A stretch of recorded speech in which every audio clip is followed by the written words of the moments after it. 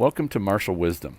Here you can listen to conversations on all kinds of topics related to martial arts. My guest in today's show is Dunken Francis, and we're going to talk about introducing de-escalation into your training. If you'd like to support the show or just get more content, I encourage you to take a look at the Spirit Aikido online program. As of the recording of this episode, we now have over 400 videos in the program. My profound thanks to those who have subscribed to the program and those who have contributed to the PayPal tip jar. I hope you enjoy this episode. Now, on with the discussion. Welcome back to Modern Aikidoist podcast. I've got my guest Dunken Francis with me here tonight. Glad to have him back. He brought up a great subject that we're going to be talking about tonight, which is bringing in de-escalation and other human exchange type of training into your physical training on the mat. And I'm thrilled to have Dunken here. Thank you, Dunken, for joining me. Pleasure, mate. Pleasure. Before we get started, I did want to give everybody an update. I know it's been a number of months since people have seen a podcast that I've released. I've been busy with other things. This summer, my father had some severe health issues, and I stepped up to help him, and it did not leave me time, unfortunately, to produce more podcasts. And he passed just a few weeks ago, and so that's struggle is over for me, at least for the time being. So I'm glad to kind of be able to get back to it. I did still kept releasing, filming and releasing videos on my online program, the Spirit Aikido online program, and we are now a little bit over 400 episodes or 400 videos on that. And I'm happy for everybody that has supported this channel by contributing to that and enjoying the content there. So thank you, and I just wanted to give everybody an update. So I'm glad to be back at it. I've got a laundry list of topics that I would like to discuss on podcasts, and I'll be getting to those as time comes in. So thank you for your patience, and we have not disappeared, just taken a short break. Actually, not so short break. It's been longer than I would have wanted, but we're back. So Dunken, thank you for joining us. I wanted to dig deep into this topic. And Dunken and I were talking just before the show started that when he released his recent video talking about introducing de-escalation methods and ways to introduce it to your students and to practice it on the mat while you are doing your physical training, that took me back almost like a blast from the past of, this is a subject I very much wanted to tackle because I long ago realized through the College of Hard Knocks that martial arts and application is not just the physical. It is far more the mental and the human behavior. And the longer I live and the older I get, the more I realize almost every subject that you can imagine comes down to human behavior, whether it's economics, philosophy, martial arts, strategy. All of it is about how do humans behave? How do they respond? How do they react? How do you read their intentions? How do you interact with them effectively?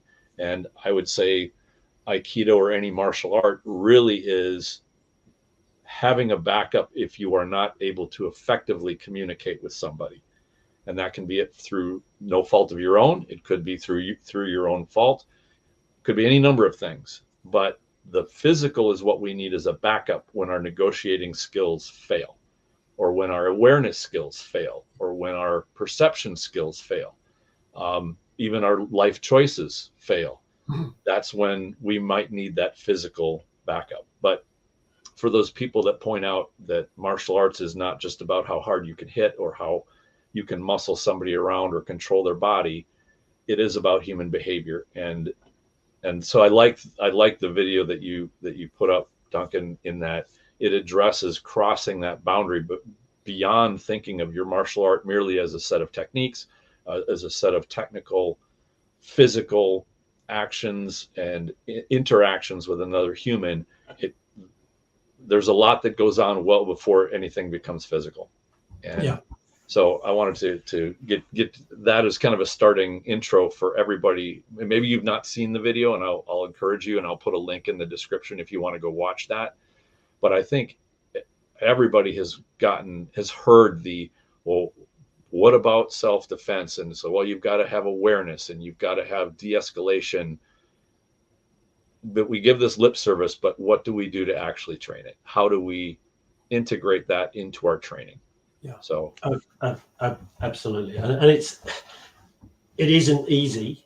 And one of the things, that's always kind of puzzled me. I mean, I guess I was the same as everybody else. You first start doing an art and you just take it for granted everything your sensei says, and then as the decades go past, you kind of think, okay, people keep telling me I'm doing an art of peace, or I'm doing an art of conflict resolution, or I'm doing an art of de-escalation, or whatever it is. Where's that in the syllabus? And I thought, oh, maybe it's just because my sensei was Kenshiro Abe's student, so he's real old school. This was 1950s Aikido, where it was kind of snap it and move on to the next person kind of thing. mm-hmm. But it isn't. It just does not seem to exist. I mean, I hope someone in the comments is from a dojo somewhere and has this as part of their syllabus, because I'm keen to pick their brains. But I've not seen this. Certainly not in Aikikai. Certainly not in Tamiki. I'm guessing not in the Ki guys either. I mean, just to name the major kind of the major organization. It bemuses me how the art can sell itself as this without formal tuition of, if you like, the science of this. I mean, we're lucky because our organisation, as you well know, being linked with it, that we've got martial artists from all over the world, from lots of different styles, from lots of different backgrounds. So you get different language being used and different approaches, everything from competitive arts through to much more practical ones, different cultural backgrounds. So when you start talking about a subject, you get lots of different spins on it. You get cultural spins, you get different realities, even just down to the language that's used. Chinese martial arts are different from Japanese martial arts, etc. Mm-hmm. And one of the things that came out of this, as I was 5 years ago or so trying to put this into our syllabus, and I was doing the research, was how hard it was for me to find a martial art anywhere, like any martial art, even boxing or judo or something, that has this in their syllabus. Mm-hmm. It was quite mind-blowing, and I thought, well, maybe someone needs to put something together that's simple and based on science, and then just offer that around. So I've been trying to do that. What's ended up happening is that I've been getting people saying, "Oh, that's a good idea," and then they don't do anything with it because it is hard to implement for sure.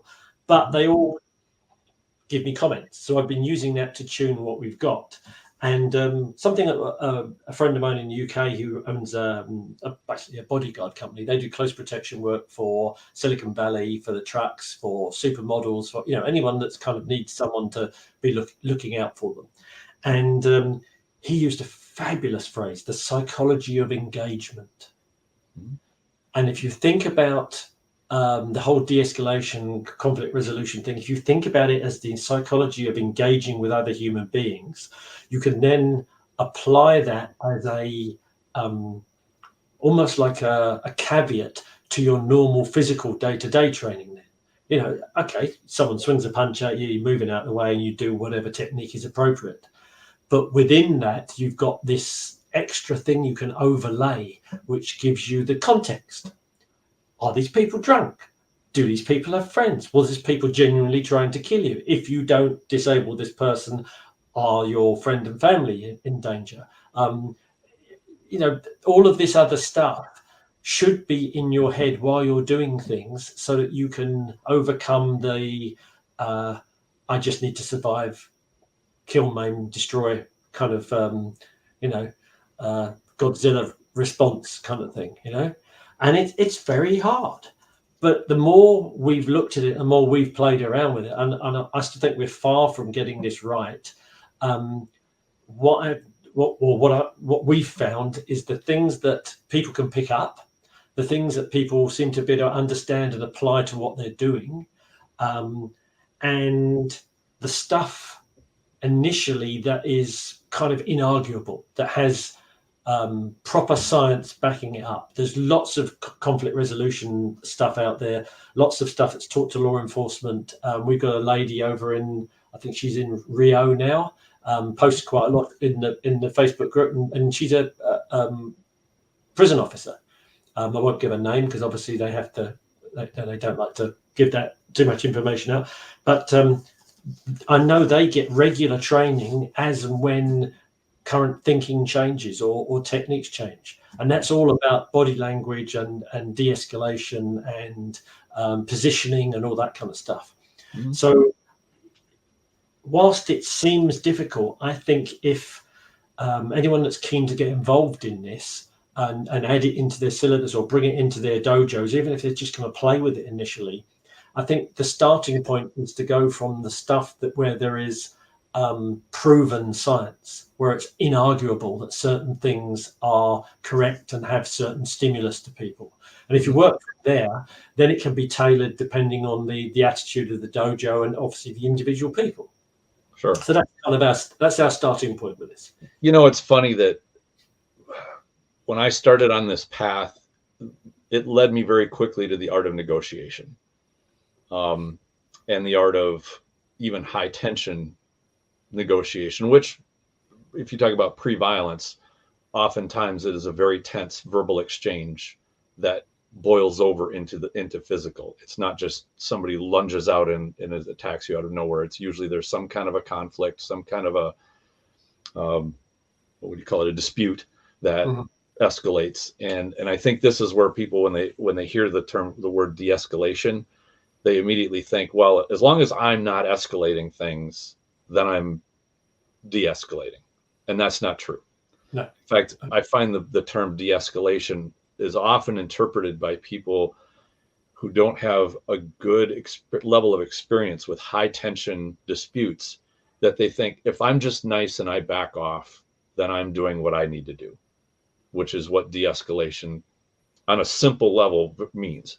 Yeah. Unfortunately, when you are faced with a predator or a hyper aggressive person and they see you backing down, they see that they're exerting their power is succeeding. They are getting what they want. And to simply say, oh, as long as I'm a nice guy and I'm not being assertive, then I'm good. Like that will solve my problem. Yeah. And in some cases it will. Of course, if you run out and be aggressive and you're an asshole and start getting in people's faces, yes, you're going to get into more violent encounters than you would if you were a polite, civilized person. However, and this is what quickly got me into the art of profiling, the art of reading body language, the art of trying to perceive where somebody's at, to understand whether they are that aggressive person that will keep pushing. And if you back off or you don't enforce your boundaries, they will keep pushing until they get everything they want. And they may even go for more than that. And so this got me into probably what I would classify as one of the top 3 crucial life skills that you could ever have. And that is establishing a boundary and enforcing it, doing it politely, but doing it firmly, doing it without being aggressive or belligerent, but doing it clearly and calmly. And I think this is where I love studying all of the violence professionals, whether it's police officers, and I'm not talking about the ones that go screaming, raging into a rage whenever they don't like whatever is being told to them. I'm talking about real professionals, the ones that will always say, you stay calm, you're a professional. You know, you need to be clear, you need to be calm, you need to, communicate and keep things from escalating into violence. Those people will say the same thing all the time, is you don't want to escalate, but you need to very clearly lay out, here are the boundaries of what's going to happen and what you need to do and how this is going to go smoothly. You hit one of the nails on the head there. I mean, the confidence aspect of not looking like a victim when you're trying to de-escalate, that comes from that whole thing that you've got to know how to fight before you can choose not to fight. And people can sense that. And if you've got someone that's being predatory, then you can't have victim body language expression or anything. And that is very hard, especially for girls and, smaller people. But you also have to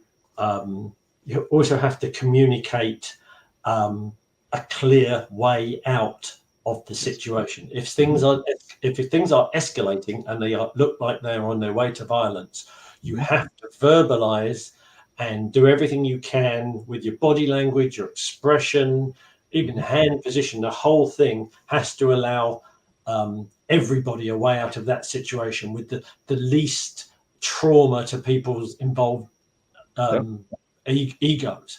And I wanted to say too, like this episode, we're not going to be able to get even halfway complete to how much depth there is here. Like this could be an entire curriculum all on its own. Oh, for sure. Yeah. And the idea of integrating, and this is one of my biggest challenges as I took this on, was how do I introduce these concepts to my students without turning my classes into a full-on lecture where it's just a bunch of talk? Because when you get your gi on, you get out on the mat, you're expecting a certain amount of physical exchange. Yeah, for sure. So what I thought that I would try, and I'm happy at how this turned out, because it did not turn into like long in-depth lectures. They were kind of morsels in between when we would do physical exchanges, and then I would show some body language. I'd say, here's some of the body language you're looking for. Here are the red flag things that a body can do.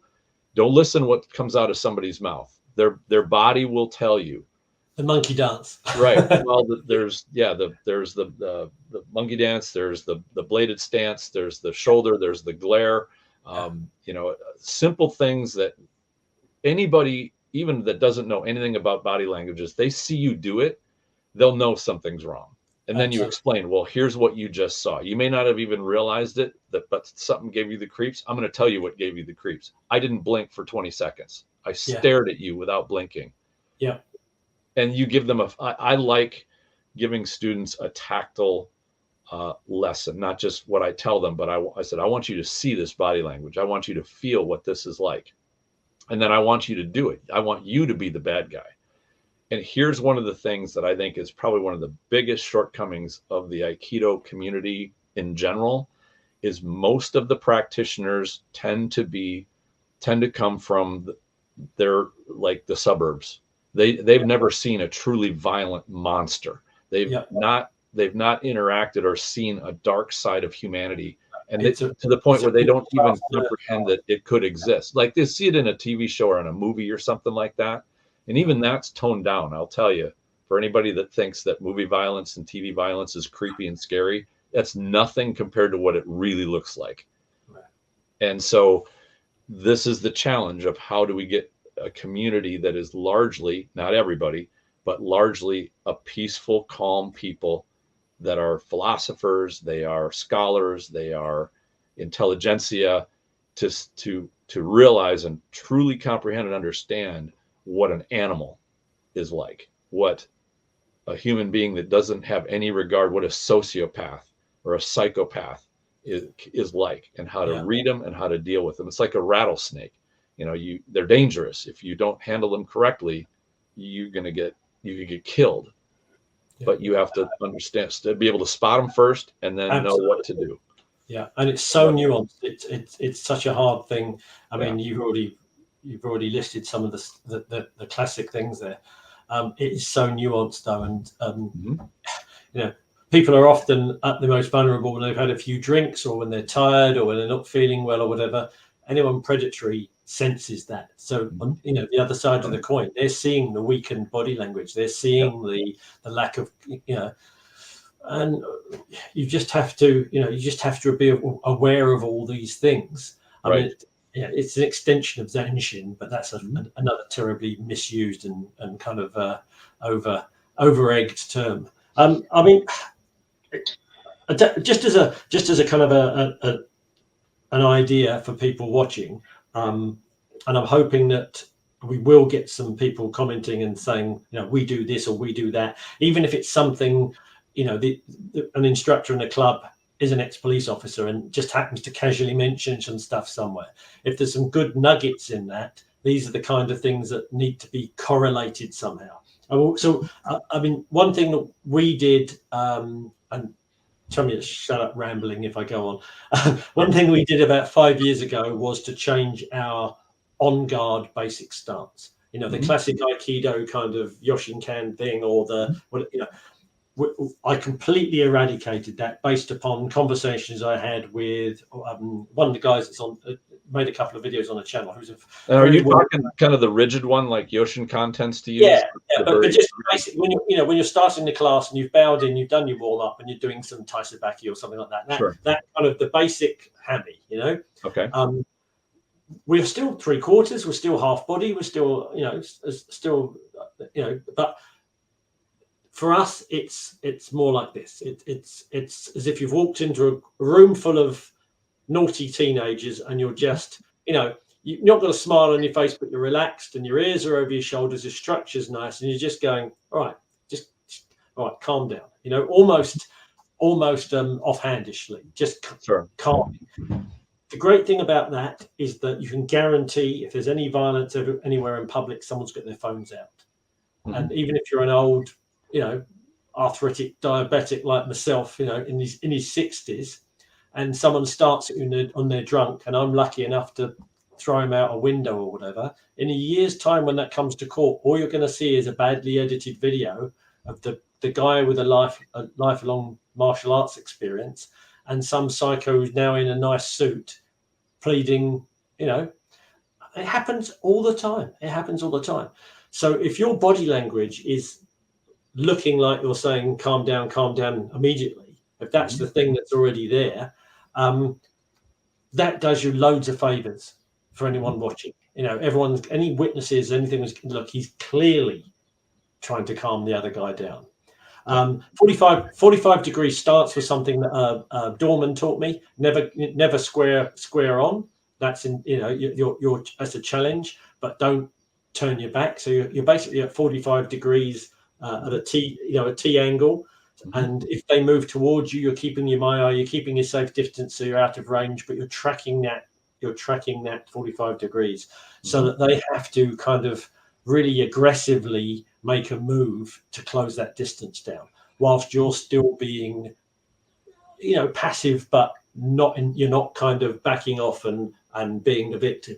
That is a really interesting thing to do, and you can do that with kids. That's quite a good game to do with kids, where you get them to try, and one person just tries to maneuver the other one with aggressive body language through some cones, and you get the kids just to kind of move the way back, and it just gets them used to turning their head and taking information in, so they can do the risk assessment of the area. Because the last thing you want to be doing if someone's closing you down is trip over a chair, or back into their mates. What was it? The body language thing, obviously with hands and face. If you look down your nose at someone, that can be taken, and that's really weird, because sometimes you're trying to keep a decent posture but just looking down your nose can be seen as being, you're disregarding that person. Same thing as if you drop your chin into a fighting stature, immediately this guy wants to fight. So you've got to kind of keep the structure of your head and your expression. You mentioned this already with the eyes and stuff.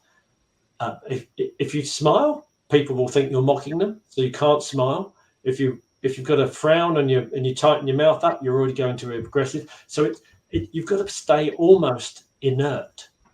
And if anything, you're almost looking like you're welcoming as a friend, but without any kind of weakness showing. And it's a tough thing to do. We played around with this in the mirrors, and we're all laughing at each other, pulling faces and stuff. But it's actually quite tough to do.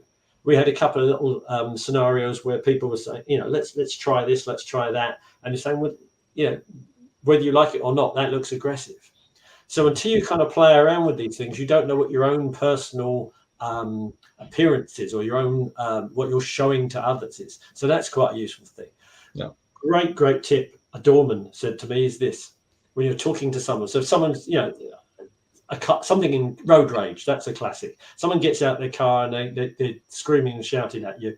If you have to get out your car, I mean, if you don't, but if you have to get out your car, when you're talking, even if you're saying, look, you cut me up, I didn't see you, if you're doing this, you're saying it's me, it's my problem kind of thing, even if you are trying to explain to them that actually they were in the wrong, and you're trying to kind of clear up the the truth of the matter. This isn't going you this and you that, because that's overtly aggressive. And these are simple things that are proven and are taught to prison guards and law enforcement people. But that's great, because if someone does suddenly snap and burst, and you see that shoulder drop and the breath go and the eyes go wide, and you know a punch is coming, your hands are already there. You're already up high. If your hands are down like this, you've got no chance if someone's quick, but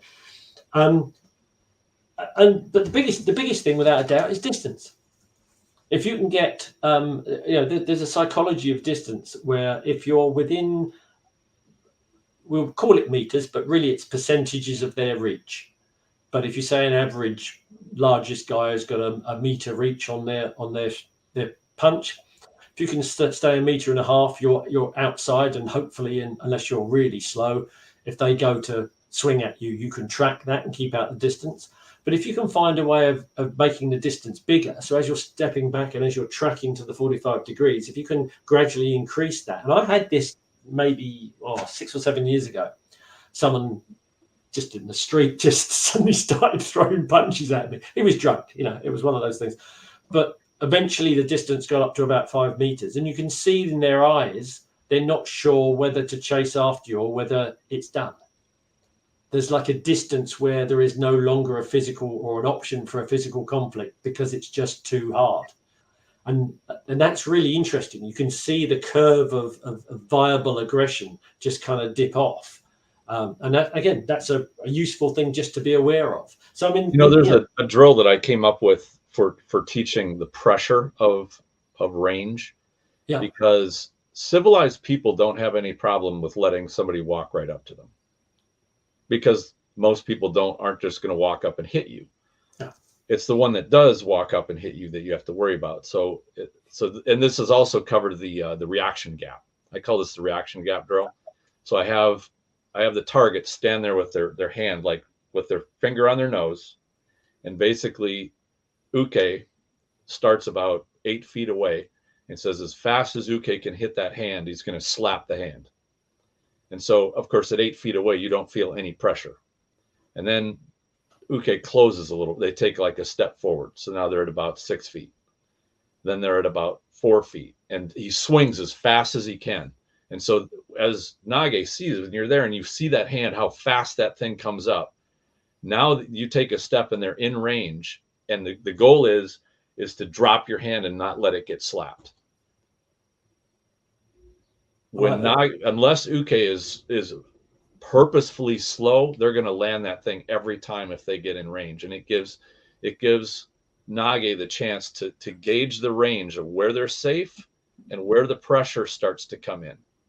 So now what I'll do is I'll have Nage lower their hand, and I'll have Uke approach, and I say, when you start feeling pressure, like you could get hit in the face, as that pressure starts to come in, you let your hands rise up like they're helium. Let them come up relaxed. That you're not going to come up frightened, but you're going to bring them up. They're going to be at your chest level, and you're going to start to shift. You're going to start to adjust range, not to let them just walk up into slap the hell out of you range. Yep. And they can all, within 5 minutes, they can all feel that pressure. So now, when you trust somebody, you won't have that pressure feel. But if you don't trust somebody, you should feel immediately, like if they get into near your buffer zone, your hands should be coming up and you should be shifting and gaining a bit of distance. And then you watch for another body behavior, because this comes into, okay, stay back. Now you establish your boundary. You say, hey, you bring your hands up, you say, hey, stay back there. Just, you can talk to me from where you are. So basically you're saying, no, don't come closer to me. And then you back off. This is the one time you back off. And this is a crucial life lesson. And this applies especially to women and young girls. And almost all of them have learned this lesson the hard way. And that is, when you say no, you watch for the next thing that happens. If the person respects your no and says, I'm sorry, I didn't mean to make you feel uncomfortable, I'm going to back off. Now that you have at least can have a measure of trust for them. If you tell them no and they keep advancing, that should be the biggest red flag you've ever seen in your life. Do not walk, you run out of that exchange. And that applies to going on dates. That applies to strangers coming up to you. Anything. If somebody says, "Hey, I want to buy you a drink," no, thank you. I really appreciate it, but no, thank you. And well, I'm going to do it anyway. If they'll ignore your no, then guess what's going to happen later on when the stakes are higher? Yeah. If they ignore that boundary and do not respect your boundary, even though you state it politely, be calm, but clear, say thank you very much, but no, thank you. Watch for that ignoring the no. And I found that with my students, once you open that door up just by describing it just the way that I did, and then you can say, as you can have, uke approach, and it could be uke goes to a grab, same thing we would always do, munadori grab, katadori grab, and they back up and you put your hands up, no, don't touch me. Then you give uke the agency to say, you can back off, or you can say, no, I'm going to grab you.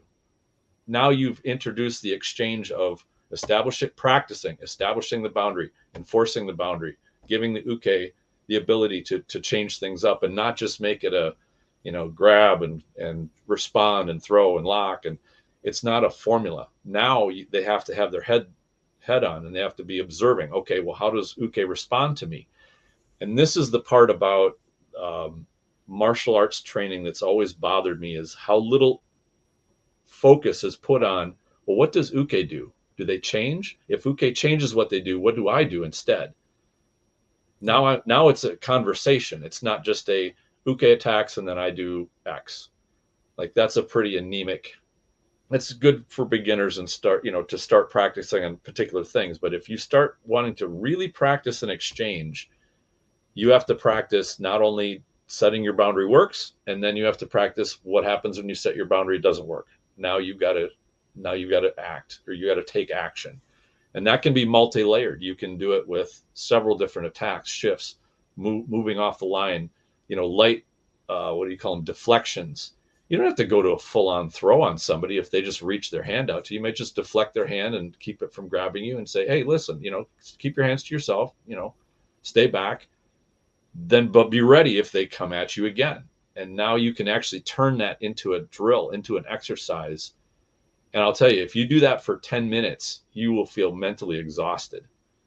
It's not so much a physical exhaustion, but your brain is having to click on into strategy. Okay, what do I do when I'm watching for this? And then I got to, if this happens, how do I respond? It gets your brain almost into an overload, especially if you do a lot of reps of this. And then be able to get your ukes into a bit of role playing. Okay, pretend you're angry, pretend you're a jackass, pretend you are belligerent drunk, or pretend you are, even some kind of a psychopath, or just I like your shirt. I want to give me your shirt. I want to take your shirt off. So some crazy nut. I think the more that we get ukes to role play this a little bit, and this is very hard. I will tell you, I've trained with police officers that do this type of training for their living. Even they have trouble role playing some of the crazy type of people that you can encounter. They're good. They're better at it than most. And usually, and I'll tell you, for anybody that wants to get started doing this, be prepared for being so silly that you even laugh at yourself. You're like, I feel like a complete idiot acting like I would never act or behave. And it seems silly, but this is hard. This is why it's not. It's very, very hard to do. Yeah. It's a hard thing to implement, and people feel awkward doing it, Yep. Yeah. And one of the best things you can do, if you do have, know somebody who's a police officer or a bouncer or a doorman or something like that, take them for a couple hours and say, I want you to show me what this behavior looks like. Role play it out for me. Show me what you have seen. And I've found that to be invaluable for, experienced officers and security people to say, you'd never believe it, but this is what it looks like. And they go into the role because they've seen it so many times. And you just like, who would behave like that? It's whether it's the swearing or the monkey dance thing with the arms flailing around, or the puffing up, or the aggressive, glaring, snarling face. How many times has your uke ever done that? No, they don't. We don't do that. It's like our ukes are our buddies. They're our pals. They're our friends. they don't set off that hair on the back of your neck standing up thinking like, what is this lunatic about to do? And that gets into the stress inoculation part of training, which I think is a part of it's the next logical progression when you go into, all right, now I want my uke to pretend to have intent. They're not just being a Gumby dummy throwing an arm at me and smiling and kind of going along with the show. I don't feel any real threat, or even a simulated threat by that. Now, when they think like, I'm their asshole neighbor that they've wanted to punch their nose in for 2 years, and now they're coming after me, like with that level of intention. I've had to work with, and I know that there are some students and fellow students and people that I've trained with that I would never do this with, but there are a handful that I love, because I'll say, I want you to show me, give me that intention, like you are trying to hurt me, make me feel scared, because that's what I want to be ready to act in that environment. I don't want to be surprised or shocked by it. If I see it for real, I want to be ready to go. And having had that training partners do that for years, not a ton, but just here and there, has done wonders for me to not let that fear come in. Like I've seen and played with it enough that it's not going to just completely freeze me, if I see real intention.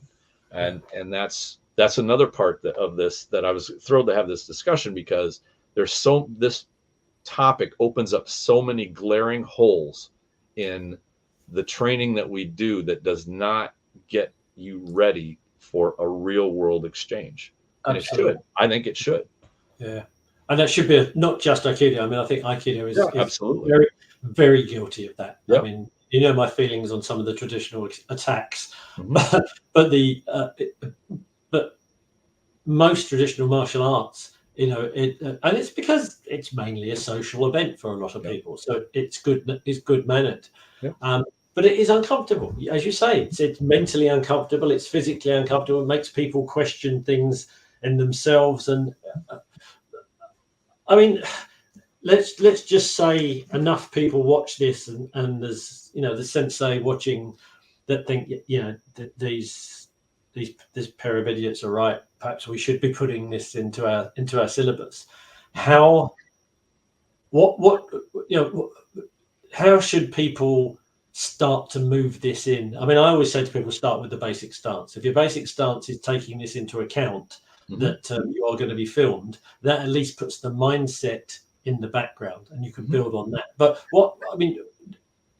someone's got a dojo. It doesn't matter what martial art they're doing, but especially if it's Aikido, how can they get some of this actually into their syllabus? What would be your I tell you, there's so many things you could add in, and I'm just coming up with stuff that I've over the years felt, okay, I think this is a good lesson. I want to integrate this.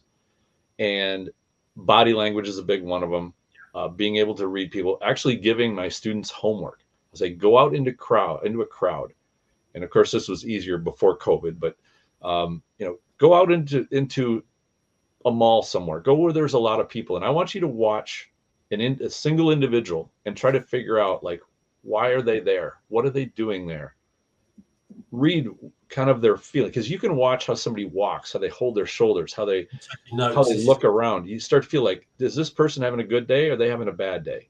Are they, this is how you get started into profiling, which I think is huge, absolutely huge. In fact, one of my first times working at a bar, I was working an event, kind of this little rural bar out in kind of nowhere. They were doing this, block party thing.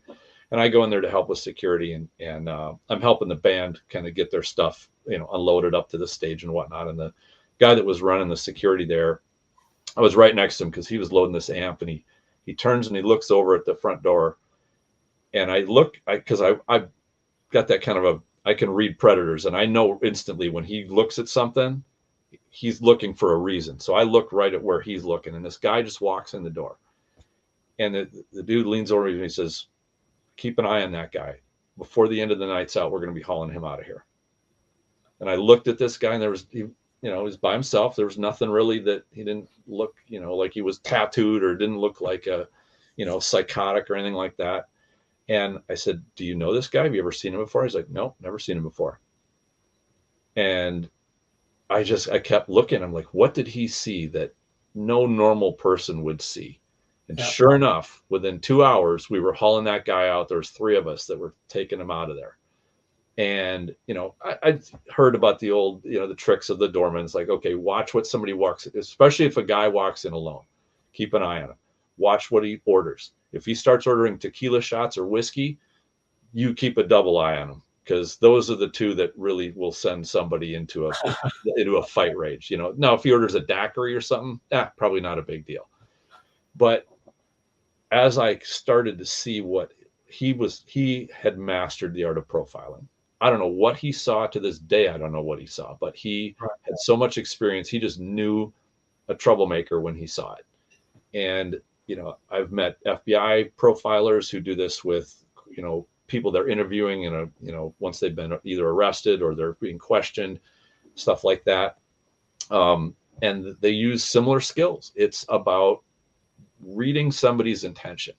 And I think I shared this story a couple of years ago on my podcast. And this was when I was first introduced to this. And this was prior to COVID by several years. And I was down in New Orleans with a bunch of friends. And I decided to go back to my hotel. And I had to walk all the way across the French Quarter. And by myself, it was 1 a.m. And I thought, man, hey, this would be a good chance to practice this. A lot of people. So as I went from the dark end of Bourbon Street, and I came to, where the strip is, and I started walking down the street, and this was the tip I was given. Look at people as though you're a predator. You want money. You want something, and you're going to take it. Look and see who the easiest people would be to take it from and why. And so I started looking at what people were wearing on their feet. Were they in groups? Were they with guys? Were they athletic? Were they drunk? Were they distracted? And I'm telling you, the world completely changed. What I saw was way different than any other time I'd been on Bourbon Street. When you're out with your friends casually, it's one thing. But if you start looking people up and down, how easy would this be to take them? Yeah. And then I saw on Bourbon Street where there are these dark alleys, which if you took 2 steps from a well-lit sidewalk, you would be in a whole nother world. What if you were in that alley and you could just watch somebody go by and you grab them and pull them into that alley, and no one would see them and hear them. Yeah. And then the real learning lesson happened. As I walked, and I felt like I was a lion walking on the plains. I was like looking over the gazelles and the animals that were there. And then I saw the other predators, the ones that were not there to party. They weren't there with a group of people. They weren't out to dinner. They weren't coming home from dinner. They weren't tourists. They weren't walking around with their alien, head bottle, drinking glasses or anything. I saw, like a guy in a chef's jacket. He was out having a smoke. I knew exactly what he was doing. He was on his break. He was winding down from the evening. But then there were people that didn't have anything legitimate that they were doing.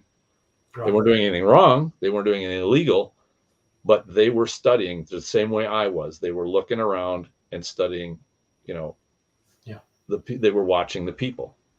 And I actually years later, I did the same thing with my wife. We were in E Block in Minneapolis downtown. I said, I want you to study this. And I went with her through the exact same drill. And after that, she's like, this was an amazing experience of, watching, if you're going to go rob somebody, who would you go rob? Is the woman on the 3-inch heels and the full leather or full fur coat, how far is she going to run in those heels? She ain't running anywhere, So being able to profile, and I think this is when we go into the dojo, we practice. What are we doing? What are we feeling? What is our balance? What is our movement? Where's our mind? That actually flips it, and you say, don't worry about you. worry about watch what your target's doing, watch what your other person's doing. And this crosses into the subject of the art of negotiation. You never go into a negotiation saying, I'm going to say this, I'm going to say that, this is what I'm going to do. You go in and you say, what can we do to make this a win for you? Absolutely. Yeah. You have to put more investment into what your opponent's doing than thinking about what you are going to do. Yeah. And that's the way of strategy. And the more I drilled down into this subject, I realized Aikido, to me anyway, or for me, was the art of strategy expressed. And for that, I'd say there's no greater strategist than Sun Tzu. And he would say, how do you put this? The best battle is the one you win without ever fighting. Yeah, absolutely. To me, that is what described what I felt Aikido should be. Yeah. And that is, I want to win. My win condition is I go home and I'm not hurt, and neither is anyone that I know or love. Like that is the art of self-protection. Yeah, I don't want to fight a battle in order to win that battle. So much of this subject, and again, we tend to talk about it from the point of the conflict has already started. But yep. Something you hit upon there, the preemptive de-escalation, your risk assessment. Mm-hmm. If you're not putting yourself in a situation where these things are likely to happen in the first place, or you are reading a crowd, or you're reading a situation or a potential situation, and these are obvious. Walking into a bar where there's a big bunch of drunk guys in the corner already rowdy, mm-hmm. Maybe we drink somewhere else. Yep. Rather than just letting your ego say, no, it'll be fine, I can handle it, and all that. It's and the aforementioned girl with the fur coat and the high-heeled shoes on. When we do ladies self-defense courses, that's one of the things I'll say. If you're on your own and you're waiting for your Uber, or your sober driver in your group has hooked up with someone and you've been left on your own, take your pointy shoes off. Stand with your back under a light. A shop closed, it's got its light on. If you're using your phone, don't do this. Do it like this so you can still see everything. And you've got a lovely shoe with a 4-inch spike in your hand, legitimately, which just happens to be a really good weapon. Yep. And you've stopped being that Bambi and the snow thing. Mm-hmm. So the layers of this go on and on and on. But unless you're, as you rightly say, unless you're giving it adequate consideration as an overarching framework to what you do, knowing how to put a Nikio on someone is largely pointless, mm-hmm. because it could well be too late by the time this already happens.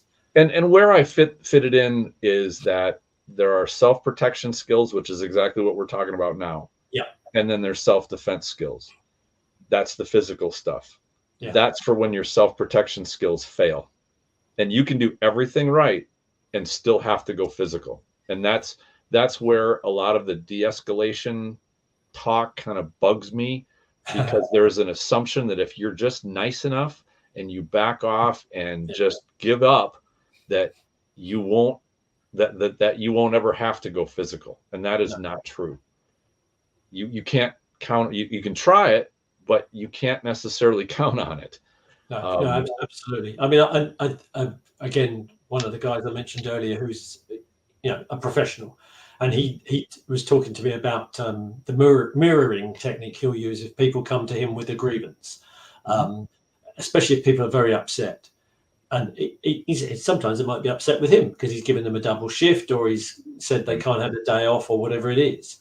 And rather than him just saying, if you don't like it, go and work somewhere else, kind of thing, and being like a stoic, he'll say, I totally feel you. I said, this isn't ideal. What can we do to sort this out? And he'll mirror their body language, he'll mirror their tone of language, and he'll gradually take the sting out of it until they're both working together. And he even does a thing where he'll be talking to someone and he'll do the 45 degrees and he'll be looking away the way they're looking. So rather than the person focusing their energy and their frustration on him, he'll be it's almost like you're blocking a punch. He'll be doing that, and he'll be kind of looking into the middle distance to get the energy of the thing going past you both. I mean, it's wonderful to watch. He's so good at it. He is so good. Yeah, at I'm glad you brought that up, because that is one thing that I've shown to my students, which is to avoid the chest to chest.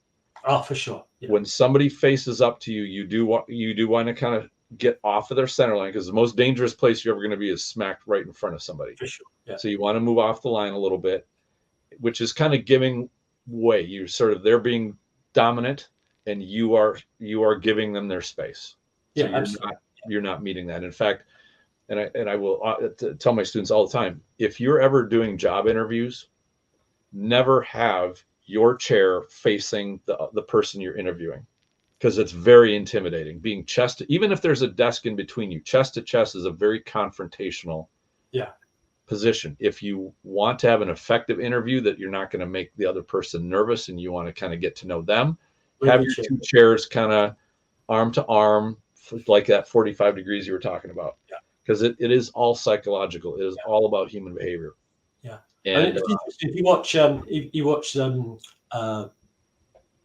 big cats, if you watch them on wildlife programs or whatever, you'll see that whole thing where you get a challenger to the alpha male, or even kind of a lone animals try and join a pack.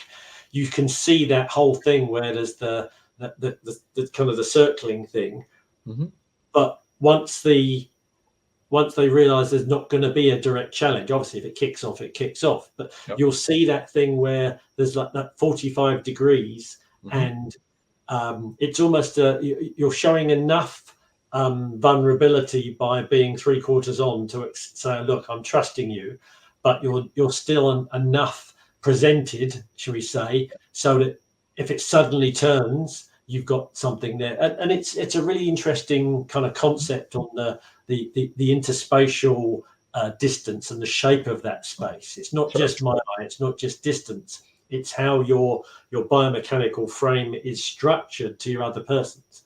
And I mean, it's all of this stuff, again, like we were saying earlier, it's science. It should just be in all martial arts, but it needs people to take it up and to try and do something with it. There's also a lesson that I really like teaching, and that I tell my students, you can practice this all the time. In fact, you should practice it. And that is, and I call this the eye contact drill, is you should be comfortable looking at somebody right in the eye for about 2 to 3 seconds. Don't practice not darting your eyes away the instant you look at them. And this is a huge predator body language thing. When I look you in the eye and I look down, that's submissive. If I'm going to tell you that I'm another predator, I'm going to look you in the eye for 2 to 3 seconds. I'm comfortable. And then I'm going to take my gaze and I'm going to look side to side. I'm not going to look down. For sure. And this is, even people that don't know this will feel the difference. And so what I tell my students and everybody that I run into is like, don't look down from somebody's eyes. Just you can nod your head a little bit, like you acknowledge their presence, and then you keep scanning. Because then you're telling them, I'm looking around like a predator. I'm not looking like prey. And that's risk assessment, which is you've got to do. Knowledge is power. Absolutely. Yeah, absolutely. So these things could only take a moment, on the mat. But I love giving, and my instructor did this with me and my fellow students at the time, was he'd kind of like, you can do this when you're out and around. You can practice Aikido outside of the dojo. In fact, you should. There are tons of opportunity to practice all these things. And the beautiful part is that most people won't even know you're practicing it. Yeah, for sure. Including things like head covers. You can, as somebody walks close to you and you don't know who they are and they're going to pass right by you, just kind of scratch your hair a little bit. You got a head cover up. Absolutely. And you got used to, as that pressure started increasing, and you didn't have your hand in your pocket. It wasn't around your back, but it got to somewhere if you needed it just for that moment, and you just made it look like, just doing this. But it was right where you're ready. And you did it based on the closing distance, and somebody just walks by, no big deal. They didn't even know, but you did. You knew that you were watching, and the approach and practicing the timing of bringing the hand up and making it look like nothing. And that to me, it's not just body language at that point. Now you're reading, and responding and practicing your own physical responses. So you're just camouflaging it a little bit. I like the idea of, I've been taking notes actually. I like the idea of giving people homework because, Yeah. Again, one of the things that is hard, I think, for dojos to do is to implement this into syllabus. Sure. And a lot of people have got that embarrassment. I mean, Kiwis are notoriously kind of stoic and don't. It's a bit like the Japanese. They don't like to say no to people, and Sure. they don't like any form of confrontation or conflict. Yeah. Obviously, when they're drunk, the same as any other human anywhere on the planet, it all kicks off. And when there's a couple of also some.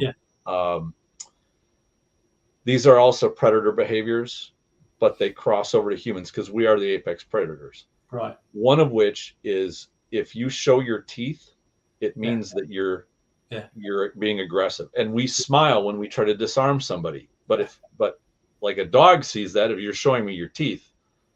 So if you smile, smirk, but don't do a big shit-eating grin, because that can be interpreted as for sure. I've had a couple of professionals say to me, "Don't even smile," because you might think you're smiling in a kind of a welcoming way, and they might think he's being a smart ass. He's laughing at me. No, you can practice having an easygoing look on your face, not to have your lips curled or the glare or the frown or the scowl. Another one is, and this comes down to things like this. Yeah. When we see this, a predator views this as a claw, and it's coming towards our face, which is when somebody points at you, usually you get almost like that heat. You start feeling that pressure. Absolutely. And I wanted to mention this too, from this is 10 claws. Yeah. So what I was shown years ago, and I like this, is if your hands come up, you keep the fingers in. Yeah. Don't point them. I think it depends on the body. This kind of covers what you're talking about earlier. If you're, I agree. If you're like this, then but I think if it's the shoulders are dropped and you're just kind of okay, let's calm it down, kind of thing. Right. That's your initial thing, which gives you a bit of physical distance. But then you can be kind of talking, and you can be you can be whatever it is, and it's that whole Dorman thing where you're just as you say, you're keeping your Jodan area protected, Yeah, but it's interesting the claw analogy. That absolutely. By the way, one of my favorites, because I remember being shown the Jack Benny, this one. That one. Yeah. One of my favorites is actually scratching my shoulder, like with my hand this way. Yeah, that's great. Because I mean, you talk about the perfect cover. You pretty much have got the perfect cover if you just scratch, and you just make this look like look like a natural. Sure. You can get your hands going kind of all over with all the full covers, and then there must be so many little tricks like this that are brilliant things that could be just told. There's one that I added in, which was, and this plays into how I get students used to randori, and there's one rule that pretty much dominates all of them: don't let anybody behind you. Absolutely. And this I actually learned about from how good street people tend to ambush targets. One in front, one goes to the side. Yep, they'll do the velociraptor thing, right? They'll get one engaged, and as soon as one of them gets you into that, that frozen, oh my God, what's going on in front of me? You're so concerned here. Yeah, it's going to be the guy that comes up behind you that you don't see.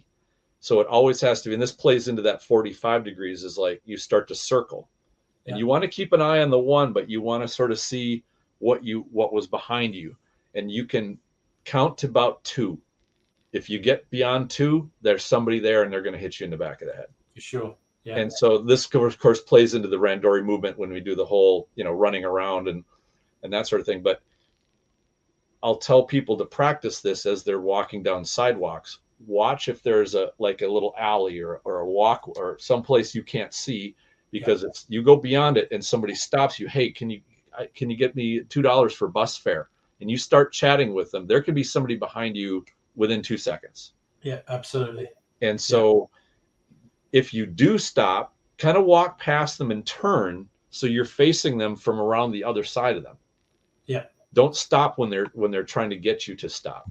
Yeah, I mean, again, these are the kind of things that people just need to be told and have in their repertoire, so that these triggers make them react. I mean, a good way of wrapping up might be to actually ask people.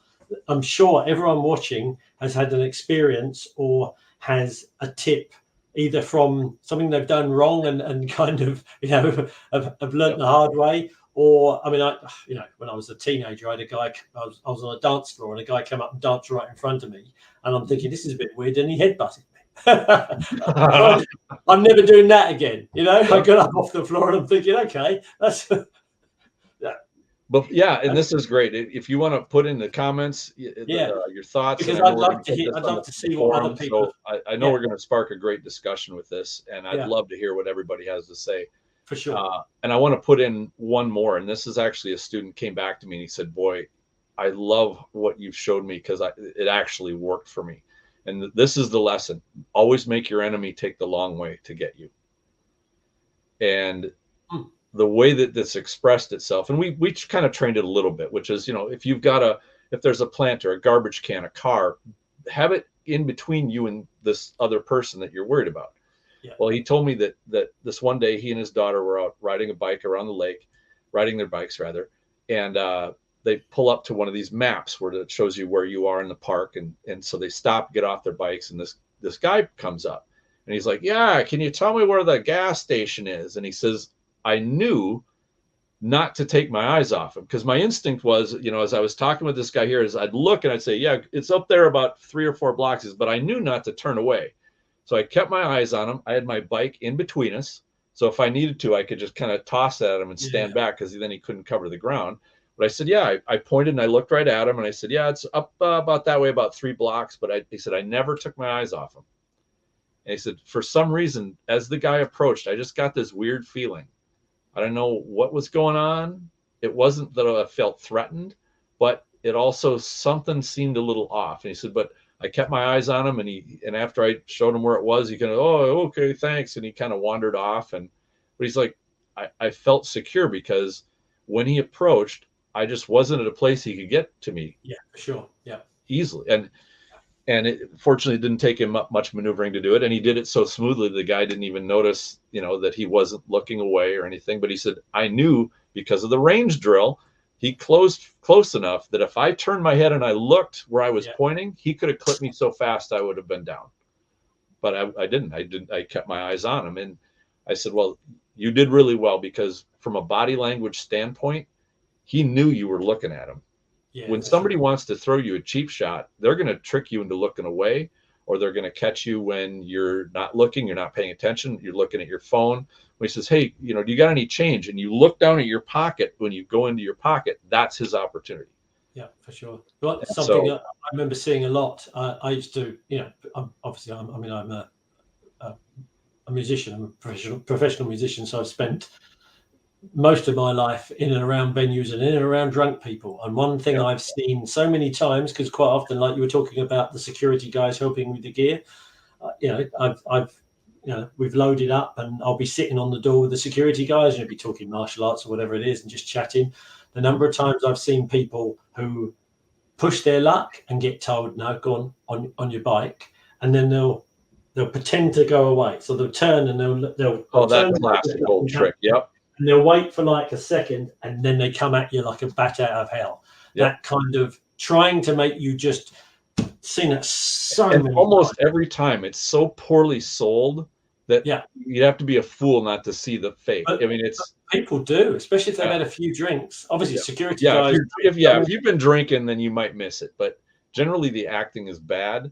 So if you ever see that turn away, move somewhere. Yeah, don't be there when he comes around, because if he looks away, he's lost sight of you. Yeah. So remember that you have an advantage. This particular guy on the door, actually, who was really interesting. He always used to have a chair, like a big old wooden, like you might have a dining table kind of thing. Right. And I thought that he might have had a bad knee or something, and sort of sit on it. But he used to often he would stand behind it with his hands on the thing, or he would put his drink bottle on it or whatever. And it was basically, like you said, it was kind of a body language obstacle thing. Yeah. And he wouldn't be behind it, like reaching over at people, but it would be just enough to kind of break up the space, and it was yeah. Stuff like that does a great job of making you harder to get to. It just takes longer. Yeah. And sliding a chair into somebody's shins. Oh, it's sure. A chair is a highly underrated weapon. It'd be really interesting to see what people come up with, because as I said, everything we do at our dojo is always a work in progress. We're always looking for ways to tighten things, to evolve things, and for those people that have that attitude of I've learned everything, I've learned it all. All the best that I've ever met have said I haven't even gotten started yet. In fact, the more I go, the more I've got to learn. It feels like I'm losing ground, but it's because and the important thing to remember, any living thing is either growing or it's dying. You're either learning or you're decaying. Yeah. So if you think you know it all and you're not learning anymore, you're on the slide, brother. Big problem with traditional martial art. Yeah. So there is a ton more to learn. And well, cool. This is, I tell you, I could talk for hours more. It's just such a fascinating subject to me, because how many pointless arguments have people gotten into it? What's the best technique? What techniques are better than others, or which ones fail? That's those. I do have certain what I consider high percentage techniques versus lower percentage techniques, but these are the crucial skills that if you do them right and you get them down well, you don't have to use technique. You won't have to go to battle. The battle will be won before you set foot onto the battlefield.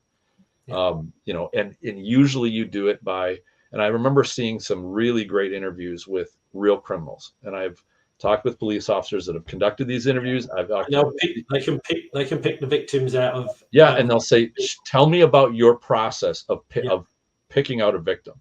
And one of the big ones is, can I approach them with them being unaware? The closer I can get to them without them noticing I'm there. And the cell phone is the biggest gift to criminals ever. But they'll say all it takes is for somebody to look up and look me right in the eye and go, and it kind of say, nod and say, hey, how's it going? And that can be enough, like, all right, not you. I'm going to go on to something else. So engage. To me, that's how, when Aikido talks about connection, that's what I think is one expression of it. If you connect with that predator that's approaching you, and I've got another great story I'm going to wrap this up with, and that is, this was a senpai of mine. When I started, he was a brown belt, and he said when he was down in New Orleans, it was him and a bunch of friends and these are a bunch of athletes, baseball players, right? Mm-hmm. So you wouldn't think these guys would be on the target list, but as groups of people go, they were out, bar hopping, kind of drinking, and my friend wasn't drinking very much. He didn't, he's kind of, all right, you guys can have your beers, but I'm just gonna kind of tag along and whatever. And he noticed that every time they came out of a bar, there was this woman that was sitting kind of leaning up against the wall or against a lamppost or something. She was just kind of hanging out. And of course, you're on Bourbon Street, you're in the quarter, and there's people everywhere. But after about the third time, he noticed we've traveled like 3 or 4 blocks, and she's there every time we come out. So as it happens, he says, I'm gonna try something. So his group went down this block. They got to a corner, and they turned the corner, and they went perpendicular to the street they were on. And they got about 30 or 40 feet, and because they were all walking one direction, right? And he turns around, and she's walking up the sidewalk behind him. And he just stares at her and smiles and kind of nods his head and just keeps looking at her. And she freezes and stops and then turns the other direction and walked away. And that was the last they saw of her. Yeah. Now he says, to this day, I have no idea what her intention was. Was she a pickpocket? Was she some kind of a street hustler? Was she like the lookout for some, ne'er-do-well thugs? Yeah. I have no idea. But he says, I know we were being followed. I know we were being cased. I just don't know what was going to happen next. But he said that eye contact, when she knew that I knew she was there, that ended the whole thing. Yeah. And I thought, that's great. To me, that was Aikido perfectly, right? That's the definition of a rumi. That is a rumi right there, isn't it? Yeah. Yeah. Yeah. There was no battle that was fought. They didn't get into a fight. They didn't get, nothing like that. But it was an awareness combined with an engagement. Yeah, that's great. Very subtle one, but But yeah, you get around people, and boy, there's so much to learn about how they work, For and sure. reading them and stuff. And I've hunted high and low for books on profiling, and there's only like one or two out there, at least when I looked. Yeah. There's a bit more on body language, and I say this for people that want to dig into this more. I looked into books on body language, and there's like how to spot when people are lying, how to spot when people are cheating or when they're trying to deceive you. And there's body language covers such a broad spectrum. What we're looking for is kind of the body language behind aggression and behind conflict. Yeah. That is pretty specialized, and there's not a lot of material there. So be Yeah. careful if you go on Amazon, you want to start buying books on body language. There is some material out there. There's some good stuff on I just YouTube that you can find, but you got to sift through it quite a bit. talk to guys that do it for a living, or Yes. people that do it for a living. If you want the direct source, that's going to save you a lot of time. If you can talk to profilers, talk to professionals, you'll get a lot. But you can get a lot from practicing just reading people, reading their intentions. Get an idea of how they're feeling. Are they agitated? Are they nervous? Are they depressed? Are they excited? Are they happy? Are they, and you'll get better just by doing, even if you don't go talk to them and say, tell me how you're feeling. Because I guessed, this is, don't even bother with that. And you can start with people, because those are the easy ones, because you get a baseline for them. But practice complete strangers and just start reading their body language, and you'll start getting a feel for it. It's a tremendous learning experience. And I think that those skills are what is the other side of the coin from all the physical stuff that we practice all the time.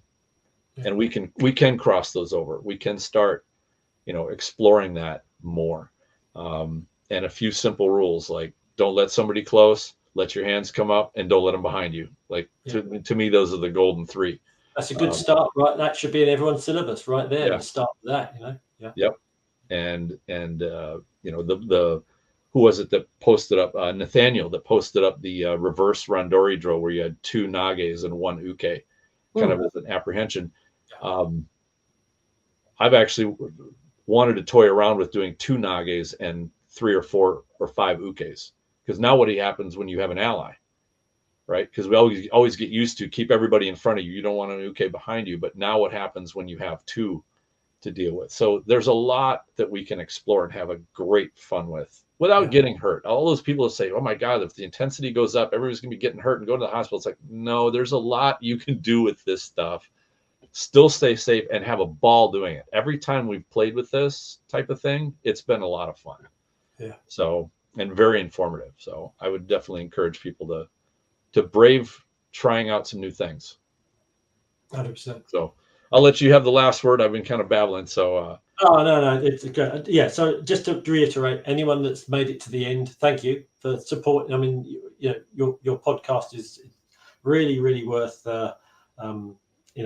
people following, because I think you're getting, you're asking some questions about, especially Aikido, that tend to get pushed to one side, and unless we open our minds up to ways we can improve what we're doing, as you say, things stagnate. It'd be really cool to see, even if it's only 1 or 2 people, I've got some suggestions how we can add this kind of stuff into our training. That would be fabulous. So, but thank you again for asking me on. It's always a pleasure, mate. Always like talking to you, and be interesting to see what comes out of this. Absolutely, Duncan. Thank you so much for joining us, and for everybody, thank you for hanging in there, and we're back at it. So until the next one, we'll talk to you soon.